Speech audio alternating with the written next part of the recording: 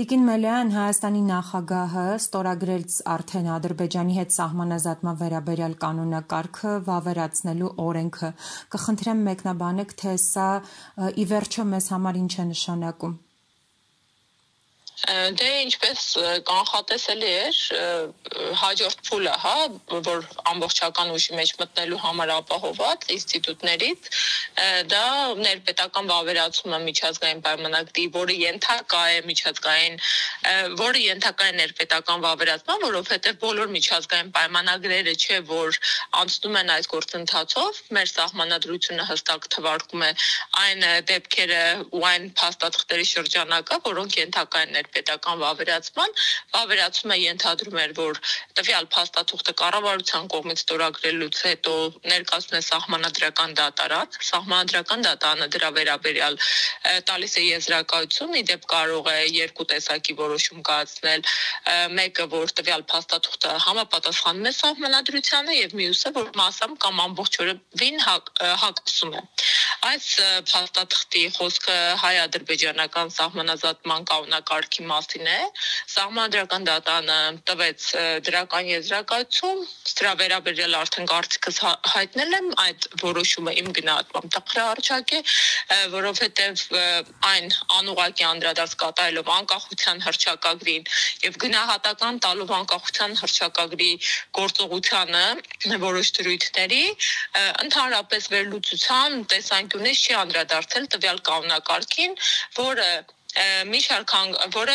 բավականին ընդլայնված անդրադարձի կարիք ուներ, հələ մի կողմ է թողենք այն հարցը, որ արդյոք ընդհանրապես այս փաստաթուղթը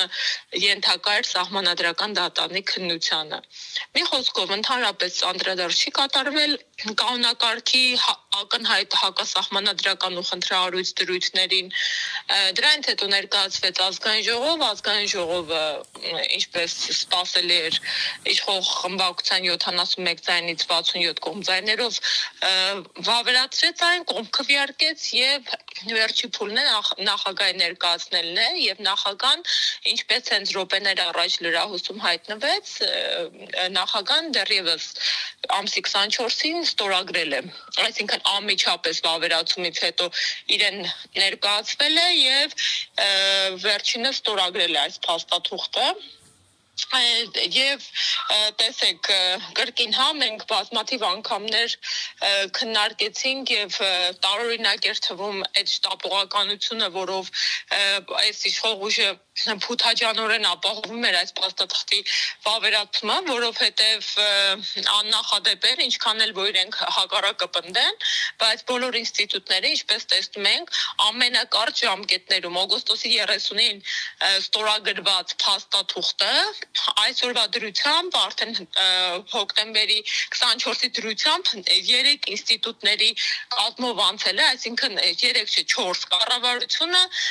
ու պատահական չէ, որ այստեղ 4 պետական ինստիտուտ են ներգրաված, ինչա տեղի ունեցել կառավարությունը ստորագրել է կառավարության ներկայացուցիչը օգոստոսի 30-ին, սեպտեմբերի 5-ի առաջիկա կառավարության նիստում այս փաստաթուղթը հավանության է արժանացել, աշխատակարգային ներկայացվել է սահմանադրական դատարանը սեպտեմբերի 10-ի աշխատակարգային նիստում քննության օր է նշանակել սեպտեմբերի 24-ը, սեպտեմբերի 26-ին հրապարակվել է որոշումը ու այդ որոշմամբ արդեն ամբողջական մեր տրամաբանական շղթան, որը բազմաթիվ հարցականներ ուներ, ամբողջականացվեց, որովհետև սահմանադրական դատարանը փաստացի իրավական զարտուղու առաքելություն ուներ, ի հեճուկս տալու եզրակացություն այդ փաստաթղթի ակնհայտ խնդրահարույց դրույթներին, անդրադարձ կատարեց Ադրբեջանի համար խնդրահարույց անկախության հռչակագրի հիմնարար նպատակներին եւ դրանք ուժը կորցրած հռչակելով սահմանադրական դատարանը։ Դրանից հետո անմիջապես օրենսդիր մարմին ներկայացեց, օրենսդիր մարմինն էլ հելի հնարավորինս սեղմ ժամկետներում ներկայացրեց, ընդգրկեց նստաշրջանի օրակարգում եւ կողմ քվեարկեց այս փաստաթղթին։ Հենց նույն օրն էլ ազգային ժողովի կողմից ընդունվելուց հետո այն փաստորեն ստորագրվել է հանրապետության նախագահի կողմից։ Ընդհանուր գնահատական տալու համար ես ընդգծում եմ, որ իհարկե միակ դրական կողմը այս ամենի հետ կապված այն էր, որ հնարավորություն ունեցանք հենց բանակցային գործընթացը գլխավորող պաշտոնյայի փոխվարչապետ Մհեր Գրիգորյանի կողմից որոշակի մեծ ուզող հարցերի պատասխաններ լսել ու հասկանալ, իրենց դիրքորոշումներն ու մոտեցումները ողջ գործընթացի վերաբերյալ հետևյալ պատասխանները հնչեցին, որ դիցուկ չկան պայմանավորված միասնական քարտեզներ, իշխող ուժ ունի ընկալումներ այդ քարտեզների վերաբերյալ, որոնք դեռ երկու կողմերը պետք է միմյանց ներկայացնեն կան համաձայնության դրանց վերաբերյալ, չկա հռչակված միասնական գործընթացի սկզբունքներ, այդ սկզբունքները դեռ նոր պետք է հռչակվեն այսպես կոչված խաղաղության պայմանագրի համատեքստում։ Մի խոսքով ողջ մեզ ընդհանրացնելով ի հայտ եկավ այն իրականությունը, որ ողջ գործընթացը անորոշության շրջանակում է գտնվում եւ այս պայմաններում մարդիկ ու այնպիսի խաղաղությամբ ու անհողջողություն էին ներկայացնում Ադրբեջանի գործընկերների ճակերտավոր հետ փոխհարաբերությունները, կարծես մենք Շվեյցարիայի կամ Սկանդինավյան ինչ-որ այլ պետության հետ տնտեսական համագործակցության խնդիր ենք լուծում։ Մի խոսքով ընդհանրացնելով ասեմ, որ ավելի վտանգավոր թվաց այս ողջ process-ը, որովհետև հասկացանք, որ իրապես անորոշության պայմաններում են, իրապես ձեռքով աճականջ բռնելու process-ում ենք գտնվում, որովհետև դասական բանակցային քաղաքական process-ներում էնել թշնամիների հետ այդ բոլոր հարցերի լուծումները տրվում են, նորեն նմանաբնույթ պայմանագրեր կնքվում եւ առավել եւս ներկայացվում ներպետական վավերացման, իսկ մենք ունենք իրականություն ու նաեւ պետք է ընդգծենք, որ պատահական չէր, որ 3 տասնամյակ նախորդ 3 իշխանությունները ունեցել են այս խնդիրը բանակցային եւ չեն եկել բոլորի համար էլ բաղձալի այդ խաղաղության պայմանագրի ու ընդհանուր եզրերի թշնամի պետության հետ, անգամ երբ այդ ողջ բանակցային process-ը ուղեկցվել է գերտերությունների կողմից ձևավորված Մինսկի համախմբով, որը ըստ էության արբիտրի դեր է զբաղեցրել այդ process-ում։ Ու այնուամենայնիվ հենց ռիսկերի, վտանգների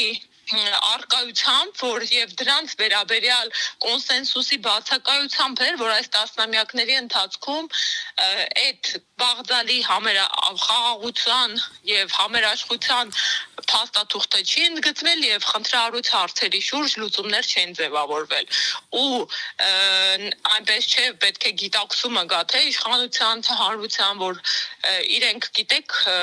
ավելի խելացի գտնվեցին ու հասկացան, որ կարելի է այս ճանապարհով գնալ։ Այս ճանապարհը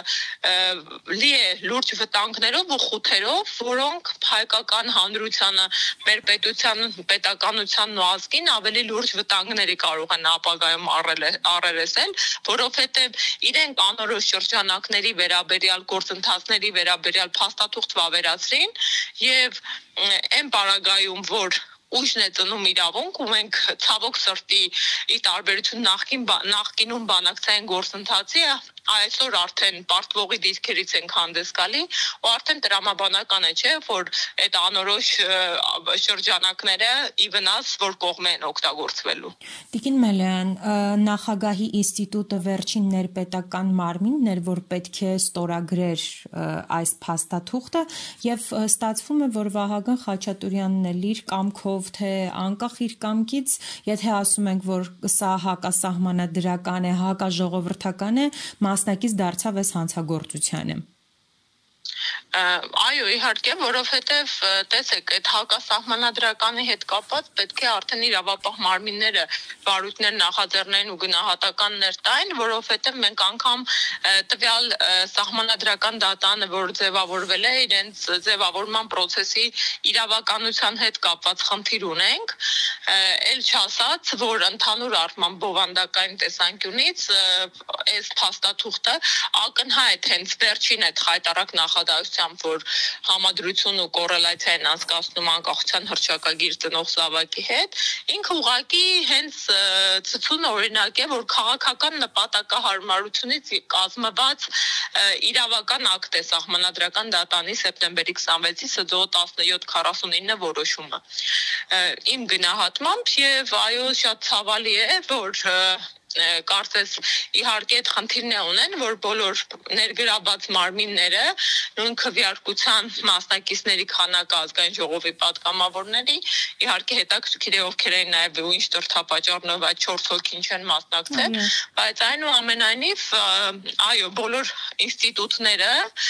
ու պատահական չէր նաև որ այդ ժամանակի ընթացքում բոլոր ինստիտուտները իշխանամետ ներկայացուցիչներով համալրվեցին, բայց ամենայնիվ այո այդ համալրումը իր նպատակին ծառայեց, որը բնավ իմ գնահատմամբ հայկական շահերից չէր ելնում։